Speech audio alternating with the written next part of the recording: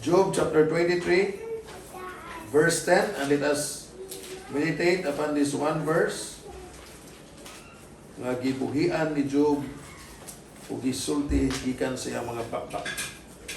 Pinagi sa lihok sa balaang espiritu. Job chapter 23, verse 10, let us read together. But he knoweth the way that I take. When he hath tried me, I shall come forth as gold. The purpose of trials is to purify us. Kung mo kini ang ato ang pagatunan karon nga buntag gikan sa kinabuhi ni Job. Si Job, usbon ko, nisulti sa versikulo 10 sa kapitulo 23. But he knoweth the way that I take. When he hath tried me, I shall come forth as gold. Ang tanan nga mga na-experience ni Job nga usa ka sakit o ngilad nga mga panghitabo sa iyang kinabuhi, iya kining gitawag og mga pagsuway. Trials. Kaya iya manggiingon dire sa verse 10 sa Job 23, but he knoweth the way that I take. When he hath tried me, I shall come forth as gold. Gisulti niya ni sa chapter 23 ang mga ngilad o mga pait nga kahimtang nga iyang nadawat na natong mabasa sa chapter 1. Ug sa dihang gisuwat niya kining chapter 3, he was referring to chapter 1 sa dihang tanang matang nga mga kasakit iyahang naagian. Ug kung sa tawag niya adtong mga butanga, trials, pagsuway. That is why he said, but he knoweth the way that I take when he hath tried me. So katong nahitabo niya sa chapter 1, mao kadto tanan ang mga pamaagi diin gisuwayan siya sa Ginoo. Ang atong pagtuo ug ang atong Kristohanong kinabuhi dili mahimong hingpit kung walay pagsuway. Ang mga pagsuway mao'y magadala kanato sa usa ka hingpit ug usa ka bilinhon nga pagtuo. Sama sa Kulawan, as we all know, pagatistingan para mahimong hingpit siya nga bulawan, muagi siya daghang mga purification. Actually, ang Kulawan kung imo ginatan-awon gasugod ginadito sa ilaw sa yuta, tuwa na siya nagtapot-tapot sa mga bato. Unya kato siya tanan i-process, no? Para ang bato i-separate sa gold. Unya ang katong gold gyud nga gold na gyud siya nga na-separate na siya sa mga bato. I-purify pag gyud siya pinaagi sa mga proseso. Hantod nga moabot siya sa punto nga gold na gyud siya ug wala na ilain pang mga minerales nga nakatapo niya. Pero before na makabot, moagi siya proseso. Ug sama sa atong Kristohanong kinabuhi, sa ato nang nakatunan sa mga miaging Domingo nga ang dalan nga ato ang subayon mao ang dalan nga straight and narrow way. Jesus said, enter into the straight and narrow way. Of course, the Lord Jesus Christ is discouraging us nga di ta moagi atong wide and broad way. Kay dili to mao ang dalan nga iyang gustong ipasubay nato. Ang dalan nga lapad ug ang dalan nga luag dili mao ang iyang dalan nga iyang ipasunod nato. Ang dalan nga iyang ipasunod nato mao ang straight and narrow way. Guot ug gamay nga dalan.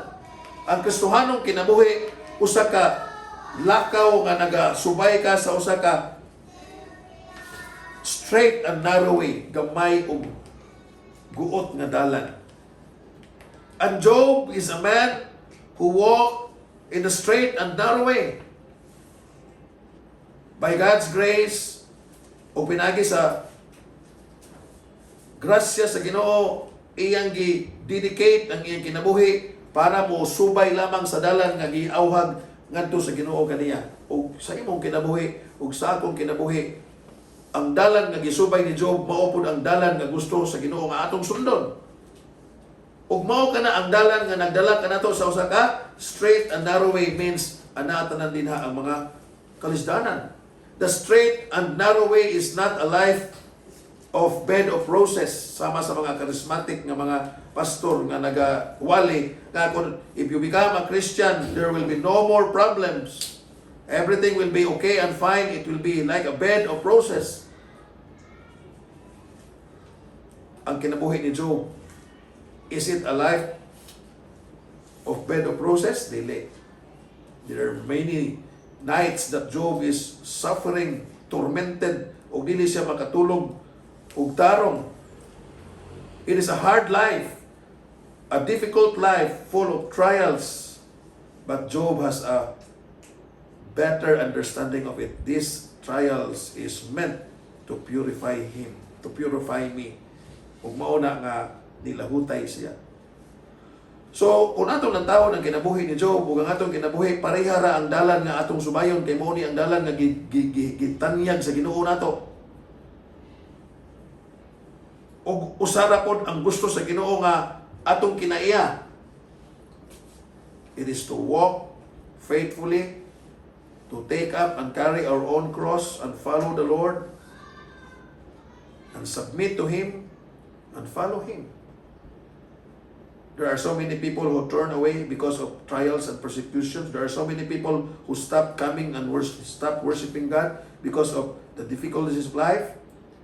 Ang taxi driver sa Manila nga nasakyan na mong Juby katong gioperahan sa Eunice, he said, he was once a born-again Christian, but he stopped when trials are coming to his life because tanaw niya, nga man kuno nga mag-experience siya man siya ni ining tanang matang sa kalisod, inay kay nag-born again na siya, inay kay nagsubay na siya sa Ginoo, anong niabot naman hinuon, it's wrong.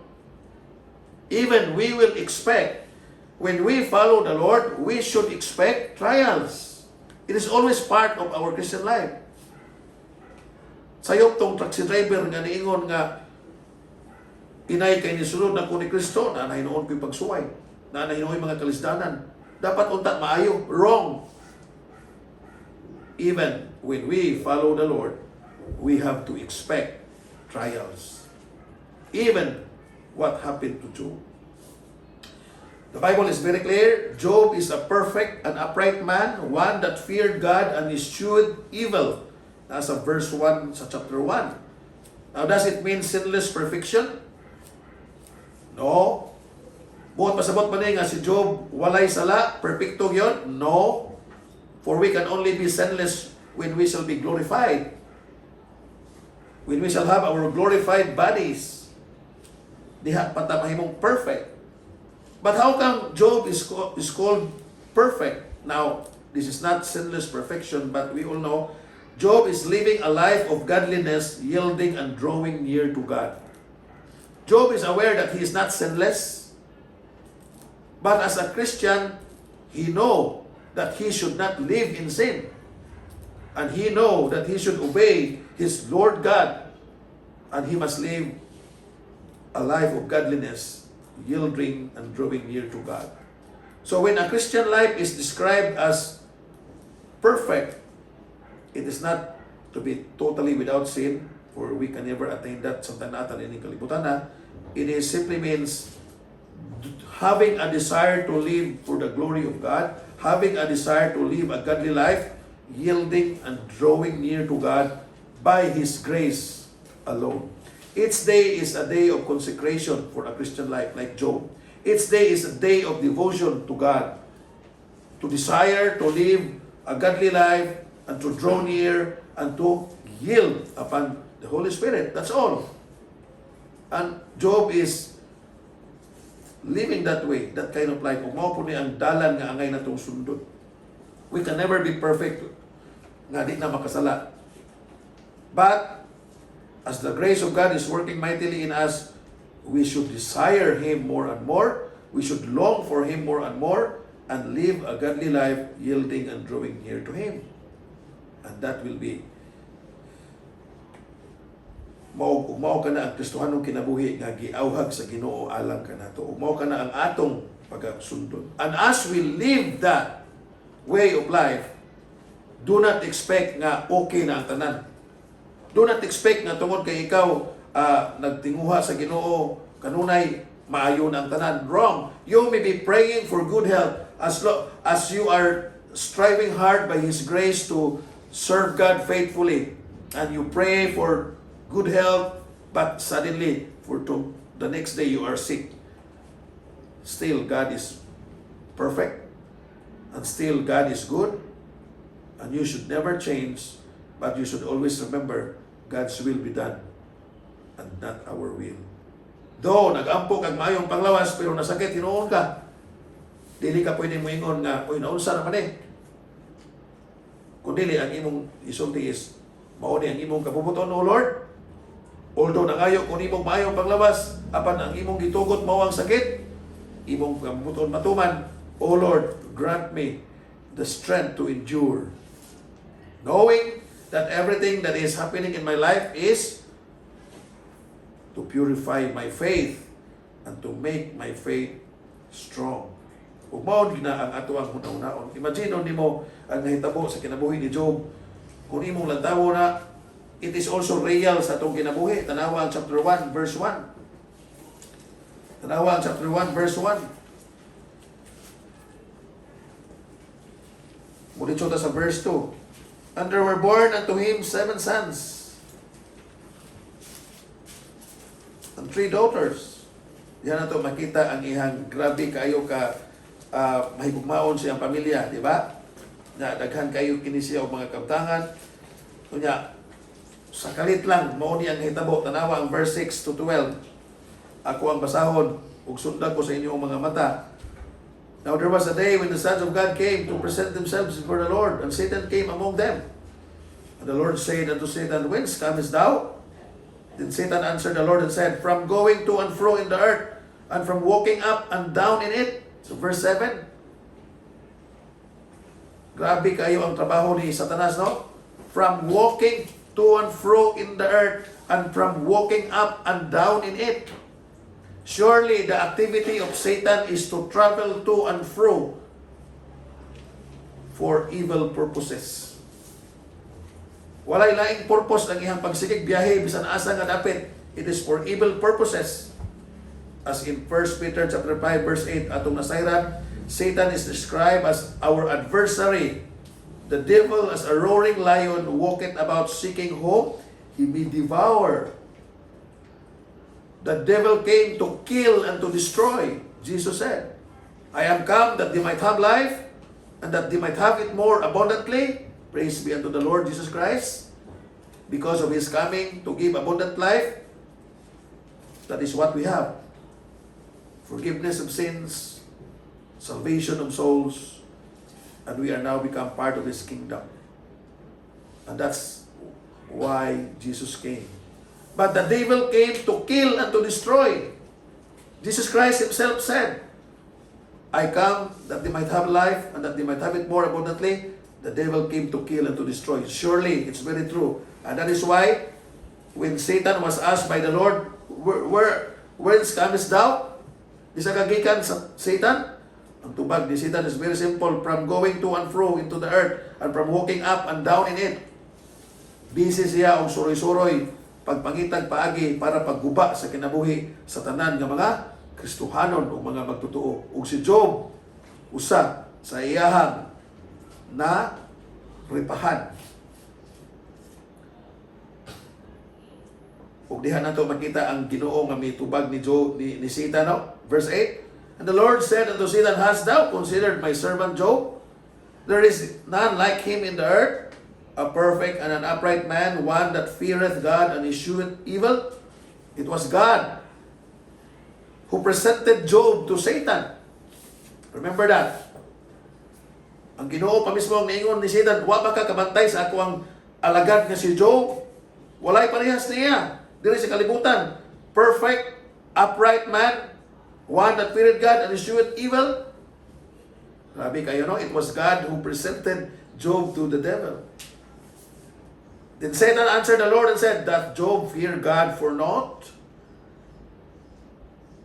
Hast not thou made an edge about him and about his house and about all that he hath on every side? Thou hast blessed the work of his hands, and his substance is increased in the land. Mauna nga, nagsige siya dagig nimo tungod kay you give him all good things. And because of that, okay, nagsimba si Job nimo. Muna ang sulti sa yawa. Pero sa sulti sa yawa, verse 11, But put forth thine hand now, and touch all that he had, and he will curse thee to thy face. Umingon ang yawa sa Ginoo, kuha ang imuhang panalangin diha sa iyang kinabuhi, ug siya mutunglo kanimo. Ang Ginoo nitubag na po ni Satan sa verse 12, And the Lord said unto Satan, Behold, all that he hath is in thy power, Only upon himself put not forth thine hand. So Satan went forth from the presence of the Lord. So gitugutan sa Ginoo ang yawa nga magdala og mga kasakit sa kinabuhi ni Job. Apan giingnan ang yawa sa Ginoo, ayaw lamang pasipadi og kuaa ang iyang kinabuhi. There we can see that even the devil is under God's control. God is powerful. The devil is not omnipotent. Only God is omnipotent. And in the life of Job, God allowed the devil to bring all these kind of afflictions.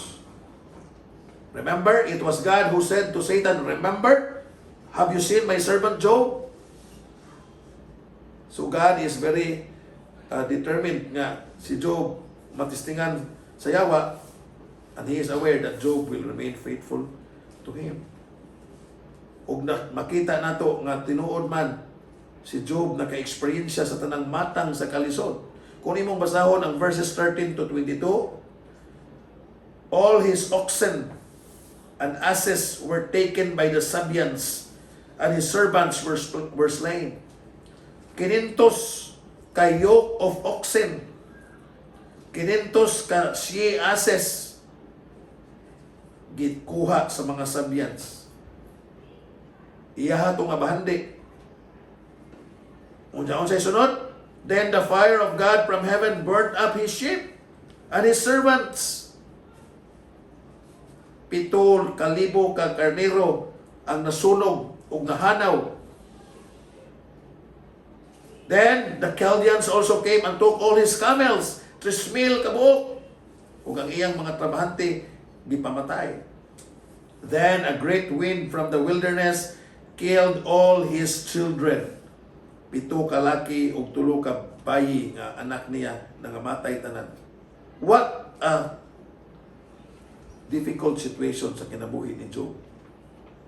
Ang iyang tanan nga mga bahandi, ang bahandi sa una kay ginamisure man na pinagi sa mga mananap nga ilahan gibuhi.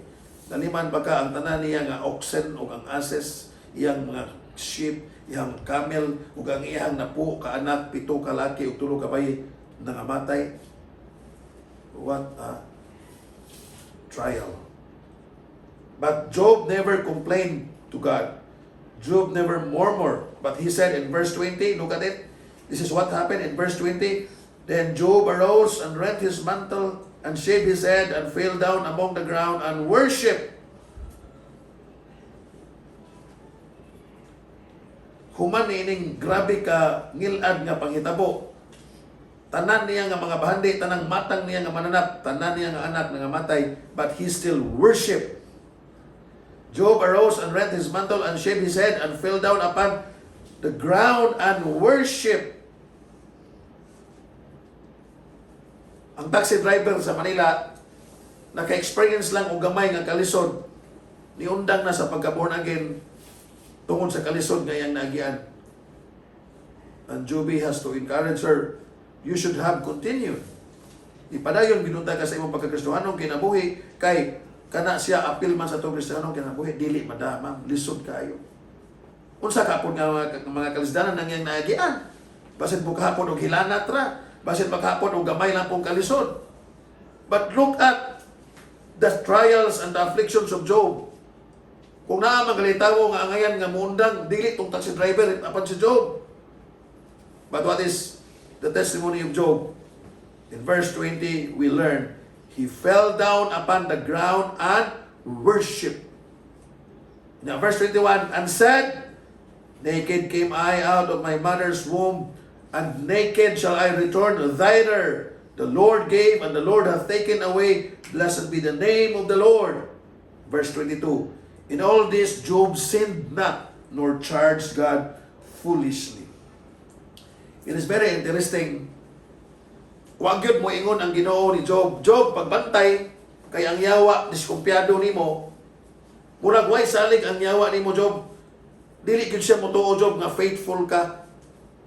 Pagbantay. Because he will try. Basin baya, Job, ha? O ikaw mapukan, then mauwawan ko sa atubangan sa yawa. Diba? But God did not say that. God is aware that Job will never do that.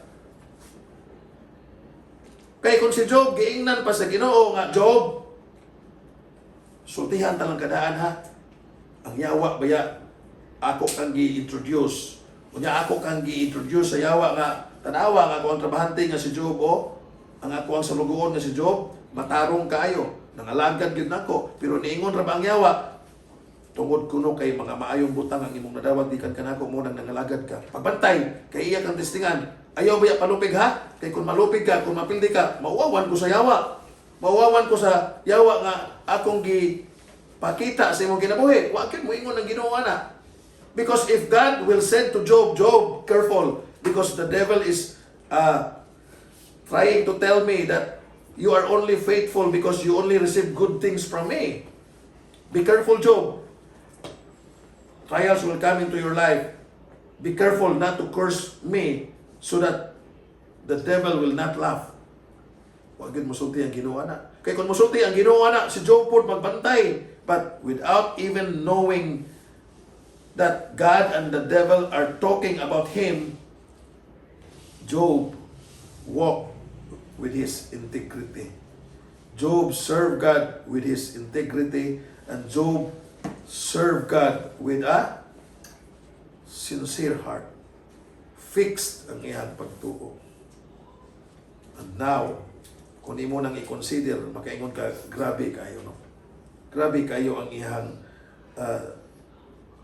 tinguha sa pagpabilin nga matinud-anon sa Ginoo nga mahigugmaon nga naha kaniya. Na, sumpay pa yun sa chapter 2. Tungod kay wa man gyud mapildi si Job, tungod kay wa man gyud mapukan si Job, as we all know, wa gyud mapukan si Job, siya gyud nagpabilin nga hingpit sa iyang pagtuo o pagsalig sa Ginoo, wa gyud undang ang yawa, tinuod gyud ang iyang testimonya, tinuod gyud ang title niya, the destroyer, the deceiver, the accuser. The devil came to kill and to destroy.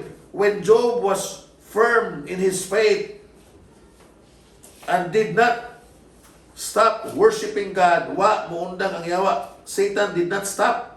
Tanawa ang chapter 2. Verse 1, 2, 3, and 4, I will read. Again, there was a day when the sons of God came to present themselves before the Lord, and Satan came also among them to present himself before the Lord. And the Lord said unto Satan, From whence comest thou? And Satan answered the Lord and said, From going to and fro in the earth, and from walking up and down in it. And the Lord said unto Satan, Hast thou considered my servant Job, that there is none like him in the earth, a perfect and an upright man, one that feareth God and escheweth evil? And still he holdeth fast his integrity, although thou movest me against him, to destroy him without cause. And Satan answered the Lord and said, Skin for skin, yea, all that a man hath will give for his life. Wagin mo undang ang yawa. Tanawa ang verse 5. But put forth thine hand now, and touch his bone and his flesh, and he will curse thee to thy face. And the Lord said unto Satan, Behold, he is in thine hand, but save his life. Verse 7, So went Satan from the presence of the Lord, and smote Job with sore boils, and from the sole of his foot unto his crown. Wagin mo undang. The enemy, the devil, is so evil that his intention is to only kill and to destroy. Luoy na kayo si Job. Nagagwanta na siya sa tanang matang sa kasakit. Punan pa yun niya. Wa pa yun siya matagbaw. Tungod kay gusto yun siya nga mapukan si Job. And God allowed him to destroy the life of Job once again. Only not to take his life. Boils and sore and soul from the foot of his crown. Hubag-hubag na upod ang nadawat ni Job. Puno na hubag-hubag ang iyang mga lawas. Baho pa yun kayo. May imagine na nimo kung unsa ang imong purmaan nga napuno kag hubag, unya ang imong hubag kay daghang nana. Daghan kayong nana nga naghilo na. Nanimaho na ka nga nana tungod sa mga hubag-hubag nga nasa imong lawas. Tanawa ang verse 9 of 10. Punan pa gyud ang asawa ni Job. Then said his wife unto him, Dost thou still retain thy integrity? Curse God and die. Verse 10. But he said unto her, Thou speakest as one of the foolish women speaketh. What? Shall we receive good at the hand of God, and shall we not receive evil? In all this, did not Job sin with his lips? Katuo na siguro ang yawa ba nga kini. Kung padayon ka nga, wa ka mapukan sa mga miagi nga pagsuway, kini, syaro, gili ka mapukan, punog hubag ang imuhang lawas, napakay asawa yun nga, baon pirme, sige giyaw-yaw. But Job said, shall we receive good at the hand of God, and shall we not receive evil? The word evil there is bad. Kung sa man ang atong dawaton din sa Ginoo, ang tanan ba nga maayo lamang o gilitan mo dawat og dautan? Dautan means ngilad nga mga panghitabo. In all this, Job did not sin with his lips. Kung imong lantawon, lisod nga kahimtang, ang taxi driver nga gihilantan lang og gamay, ang taxi driver nga diha lay gamay nga mga panginahanglanon, ni talikod na dayon sa Ginoo ug ni palayo sa Ginoo ug ni undang na sa iyang pagkakristohanon, apan si Job tanawa dili matukngan ang iyang kalisod, and he pressed on, and he retained his integrity and worship God. He suffered for many months. We should understand nga it is not nga karong adlaw na hitabo nga namatay ang iyang mga anak, nawagtang ang iyang mga bahandi, na pagkasunod ugma na hubag-hubagan na po siya. We should understand nga wani mahitabo sa usa ka semana lang, but it happens for several months, and he suffered for months. Tanawa na to ang Job chapter 27. Imong tanawon ang chapter 2 sa mga hinapos nga bahin, the friends of Job came to comfort him, but they came actually not to comfort him, but to accuse him. Actually, they are not helping Job. They are even discouraging Job. Even ang iyang mga amigo o ang iyang mga higala, gipunan nila ang iyang asawa, baon pag-ayo, plus gipunan pa ang iyang mga amigo nga nianha, puros po yun mga discouragement ang iyang nadawat. That in chapter 27 of Job, kung imong lantawon, tanawa, ato ang dunganan pagbasa, Job chapter 27 verses 1 to 6, reading. Moreover, Job continued his parable and said, As God liveth, who hath taken away my judgment, and the Almighty who hath fixed my soul, all the while my breath is in me, and the Spirit of God is in my nostrils. My lips shall not speak wickedness, nor my tongue utter deceit. God forbid that I should justify you. Till I die, I will not remove my integrity from me. Thy righteousness I hold fast, and will not let it go. My heart shall not reproach me so long as I live. What a testimony.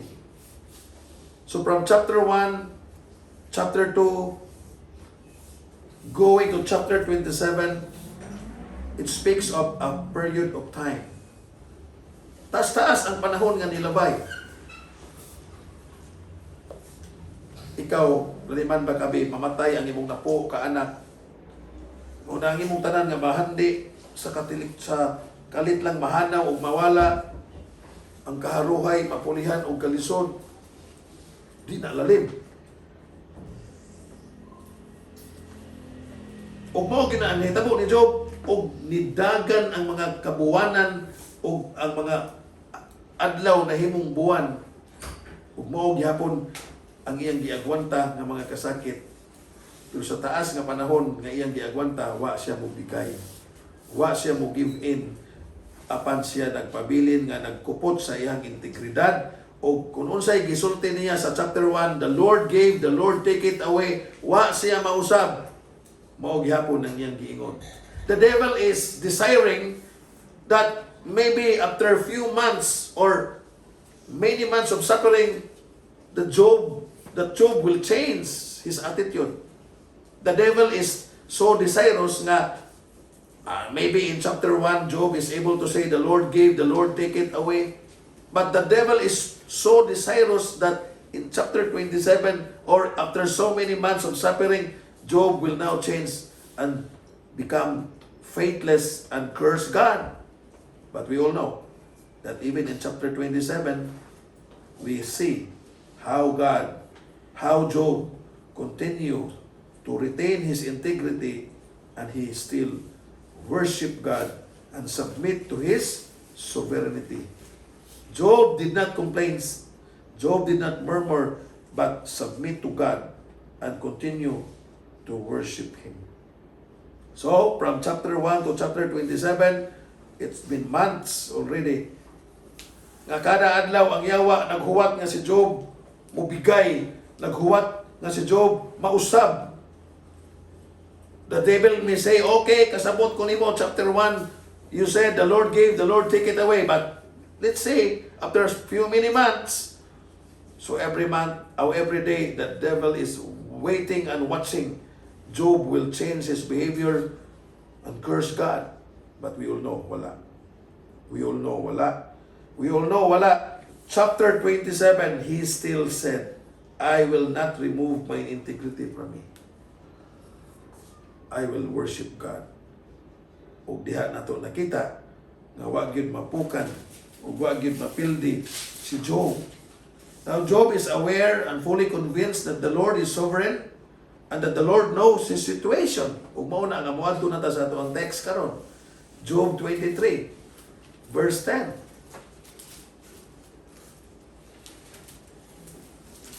Human sa mga buwan nga nilabay nga siya nagkinabuhi sa usa ka lisod nga kahimtang, ga-expect ang yawa nga mobigay siya o siya mausab sa iyang mga kinaiya o nga siya magtunglo na sa Ginoo. We all know nga wala.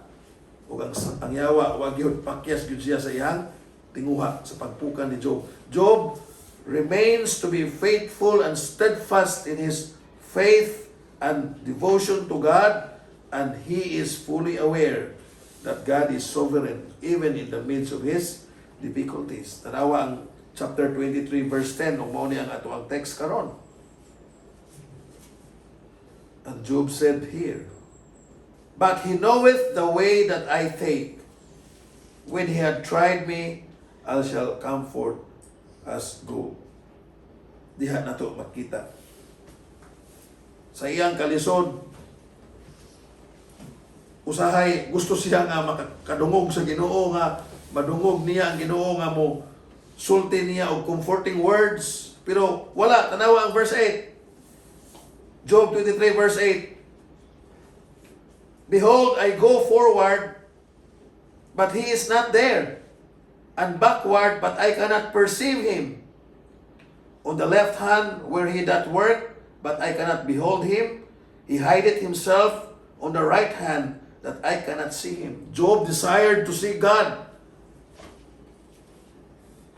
Job desired na madungog niya ang tingog sa Ginoo, nga mo comfort niya. Pero wala. Sama katinuod sa ato ang kinabuhi, when we are in the midst of trials and difficulties, if there is someone nga atong gitinguha o gilong, is that we may feel God, but sometimes God is silent. But His Word is intact. So, walay kalahian ni Job, iyang giadmitar niya diha sa versikulo 8, behold, I go forward, but He is not there. Imagine nila na to nga, wari ko diri, maginaot ko nga, makita ba na ako ang Ginoo, pero wala yun siya. And backward, but I cannot perceive Him. Muatras ko, pero wag yun niya mo yung mga lihok nga, ma-feel na ako nga, naa siya. On the left hand, where He doth work, but I cannot behold Him. He hideth Himself on the right hand, that I cannot see Him. Di yun ako siya makita. Murag hintago yun siya. Murag, di yun siya magparamdam na ako.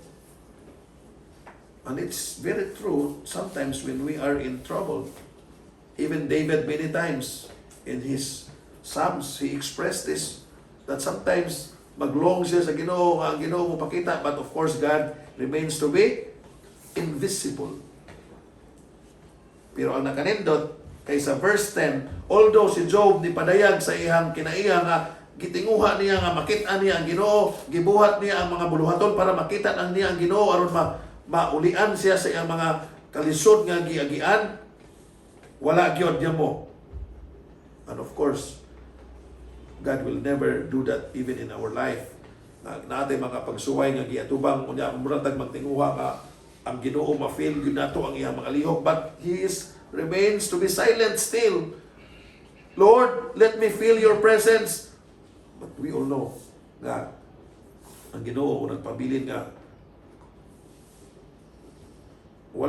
seems murag wala maglihok, but actually naglihok na siya. Pero ang iyang pulong nagpabilin nga intact, ang iyang pulong nagpabilin nga matuod ug mao ang kamatuoran. That is why Job said in verse 10, but He knoweth the way that I take.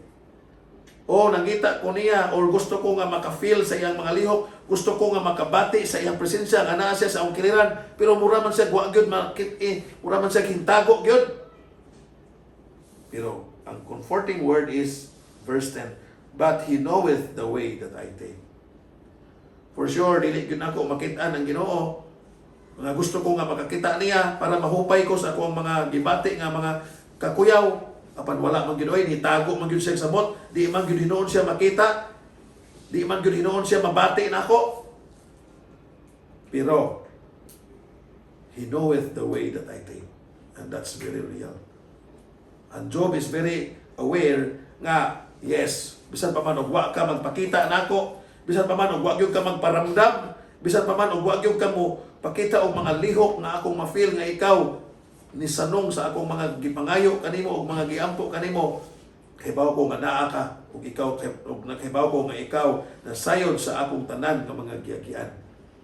So kung imo ning itandi sa imong Kristohanong kinabuhi ug sa atong Kristohanong kinabuhi, tuod man sa matag panahon nga kita maglisod, sa panahon nga kita naay mga pagsuway ug mga kalisang ug mga kahadlok ug mga kabalaka, nga yes, there are times nga gusto ta nga ato gyud siya ma-feel.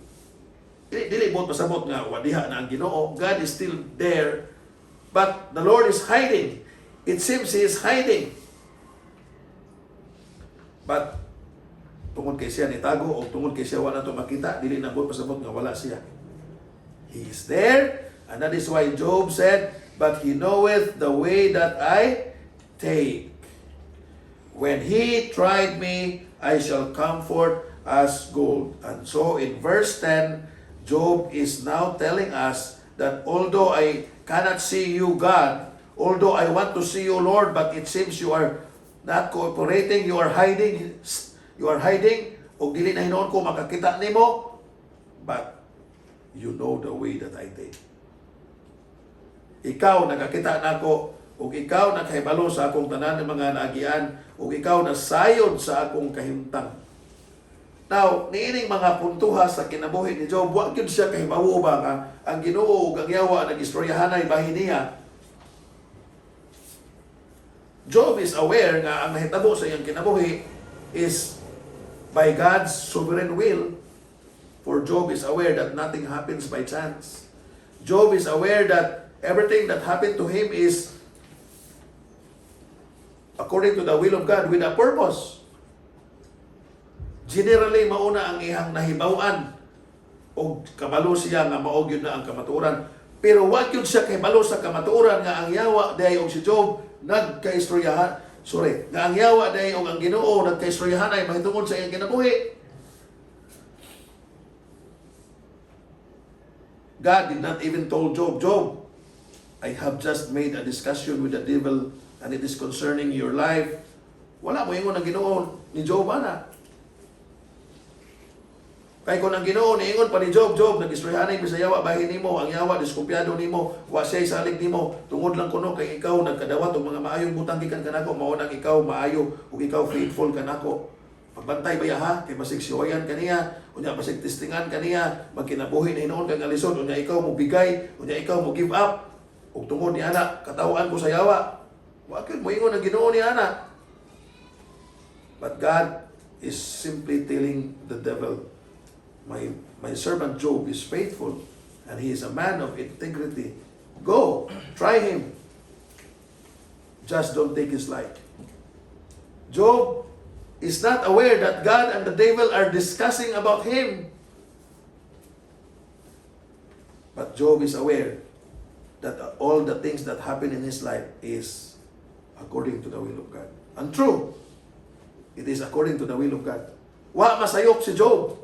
Wa masayop si Job nga nakahibalo siya nga kining tanan nga iyang giagian nahisayran sa Ginoo. Of course, we all know that ang Ginoo nakahibawo gyud nga mao ni dangatan ni Job kay silang duha man sayawa ang nag-discuss may tungod sa kinabuhi ni Job. It was God who permitted Satan to bring difficulties into the life of Job. Pero kung unsa gyud ang kamatuoran, wag gyud kalibutan si Job ang Ginoo dayo ang yawa nag-isgot may tungod sa iyang kinabuhi. For sure, it was only when the Lord took the life of Job, when Job went to his Creator, when he died, diha pa siguro niya nasabtan nga, uy, nag-istoryahan na yun ay mo sa yawa at nga time nga ako nag-agwanta.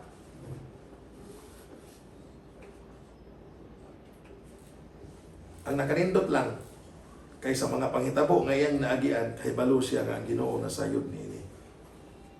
O even iyang gisulti ang verse 10, but he knoweth the way that I take. When he had tried me, I shall come forth as gold. So diha nato nakita ang iyang kasiguruhan that the Lord knoweth the way that I take. Sa mga kalisod nga giagian ni David, sa mga kalisod nga giagian ni Joseph, sa mga kalisod nga giagian ni Paul, sa mga kalisod nga giagian sa tanan nga mga Christian martyr, there is only one thing that is very clear and sure in their minds, that the Lord know the way that they are taking. Ug ang Ginoo na sayod sa dalan nga ilahang giagian, ug ang Ginoo na sayod sa tanan nila nga mga kahimtang. And that is the comfort of the Apostle Paul inside the prison cell. The Lord is not totally unaware sa mga kahimtang sa kinabuhi ni Paul. Mao na nga kay bawo si Paul nga ang Ginoo dili ignorante sa akong kahimtang. He is aware nga naa ako diri sa prisuhan kay iya ni kabubuton. When Joseph was sold by his brothers and eventually landed into the house of Potiphar and eventually landed into the prison cell in Egypt, Joseph is fully aware that it is known by the Lord. Dili pwede nga ang Ginoo ignorante. Dili pwede nga ang Ginoo way kalibutan ani. God is aware. And God in fact allow it to happen with a purpose for the glory of His name. So ang pagsuway nga moabot sa atong kinabuhi is not an accident. It is allowed by God to happen with a higher purpose for the glory of His name. That after He had tried, we shall come forth as gold. So unsay giingon diri ni Job sa verse 10, but he knoweth the way that I take. Ug mao pod ni ang imong isulti, ug mao pod ni ang imong hunahunahon ug hinumduman kanunay sa dihang ikaw magaatubang og mga pagsulay. The Lord knoweth the way that I take. Kung atong abrihan kariyot ang Psalm chapter 1 verse 6, Psalm 1 verse 6, kung iti ang Job 23 verse 10, mubalik ta ni ana, pero atong abrihan kariyot ang Psalm 1 verse 6. And it says here, for the Lord knoweth the way of the righteous, but the way of the ungodly shall perish. It's very clear. Sumpay kini sa unsay giingon ni Job sa Proverbs, sa Job chapter 23 verse 10. But he knoweth the way that I take. Una ang Psalm 1 verse 6, murag mo corroborate, murag mo sumpay o muhaom sila. Verse 6, Psalm 1, for the Lord knoweth the way of the righteous, but the way of the ungodly shall perish. For the Lord knoweth the way of the righteous. When the righteous suffer, when the righteous walks in the way of suffering, when the righteous walk in the straight and narrow gate, filled with troubles and difficulties, the Lord knoweth it all. For the Lord knoweth the way of the righteous. Psalm 1:6. Go back to Job 23 verse 10. But he knoweth the way that I take. Always remember nga sa atong paglakaw o pagsunod sa kinabuhing Kristohanon, subay sa dalan nga pigot, straight and narrow way, anaay mga kalisod nga atong maagian. But always remember that the good shepherd and the shepherd of our soul and the captain of our salvation is always there ahead of us. And His name is our Redeemer, our Lord and Savior, Jesus Christ. Let us always expect nga anaa siya nagauban ka nato because He knows the way that we are taking. And we can rely nga siya ra gyud ang makadala ka nato ngadto sa hingpit nga kaluwasan o sa hingpit nga kagawasan sa tanan nga mga kakulian o kalisod nga ato ang gisubay. Ug mao na ang nahitabo ni Job. Nga sa chapter 1, he said, the Lord gave, the Lord take it away. In chapter 27, he retained his integrity and he did not change because he continually walked with God. And he never depart from the presence of God. Ug diha nato nakita nga siya nagmadaugon. Nagmadaugon because in verse 10 of Job chapter 23, he says, but he knoweth the way that I take. When he had tried me, I shall come forth as gold. Aware si Job nga ang tanan nga naagian niya o katong tanan nga gibasa nato sa chapter 1 o sa chapter 2 is intended by God to try him. It is allowed by God with a higher purpose for the glory of God that Job may become like gold. Ang iyang pagtuo masuwayan, ang iyang pagtuo ma-proven, ug ang iyang pagtuo mahimong hingpit ug mahimong lig-on. And always believe na ang atong pagkakristohanon kanunay gyud na pagasuwayan, kanunay gyud na para pagatestingan, kana para ma-proven, kana para mahimong hingpit ug kana para mahimong bililhon. Ug karon ang pagtuo is dili lang kay pagtuo. Daghang mga tawo moingon nga ana ako'y pagtuo. Everyone will say I have faith. But only the faith of the Christian that are proven will last. Ang mga magtotoo nga moingon nga naapod sila kunoy pagtuo, and that is wrong. For we all know nga ang ilang pagtuo dili mao in the very first place. Ang ilang pagtuo dili mao sa unang bahin. Ang pagtuo nga hingpit mao lamang ang pagtuo sa mga tinuod nga mga magtotoo nga mao ang mga born again nga nakaila ni Kristo kung tungod kay sila nakadawat sa regenerating power sa Ginoo. Tungod kay sila na transform. Tungod kay sila nahimong buhi sa mga espiritual nga butang. Umaw na nga sila mao lamang ang hingpit nga nakasabot sa kamatuoran nga ang atong Kristohanong kinabuhi dapat isubay nato sa straight and narrow gate. Sigpit ug hugot ug huot nga dalan apan mao kini ang dalan nga magdala kanato ngadto sa hingpit nga kaluwasan. Puno sa pagsuway, puno sa kalisdanan apan kita magmadaugon tungod kay kita samtang ni subay ni ana nasayod nga ang naguna kanato mao ang ato ang shepherd who will love us unto the end. The shepherd of our soul is the Lord Jesus Christ, and we all know that He is the shepherd who will love His people unto the end. The Bible is very clear. He loved His people even unto the end. He is the captain of our salvation. Even He is sitting at the right hand of the Father now in heaven to be our captain, to be our shepherd as we walk in the straight and narrow way. Aron kita mahimong magmadaugon sa mga kakulian o mga kalisod nga atong masubayan sa atong pagsubay ni anang pig-it nga dalan. Job believe na human sa mga pagsuway nga iyang pag-atubangon, siya mahisama sa usa ka bulawan ug nga siya mahimong hingpit nga Kristohanon ug magtotoo. Verse 10, but He knoweth the way that I take. When He hath tried me, I shall come forth as gold. When He hath tried me, human siya nga ako iyang testingan, human nga ako matistingan, ako mahimong hingpit sama sa bulawan. Apoy lain nga verse nga naga-describe mahitugon niini. Let us turn our Bible to Psalm 66 verse 10. Psalm 66 verse 10.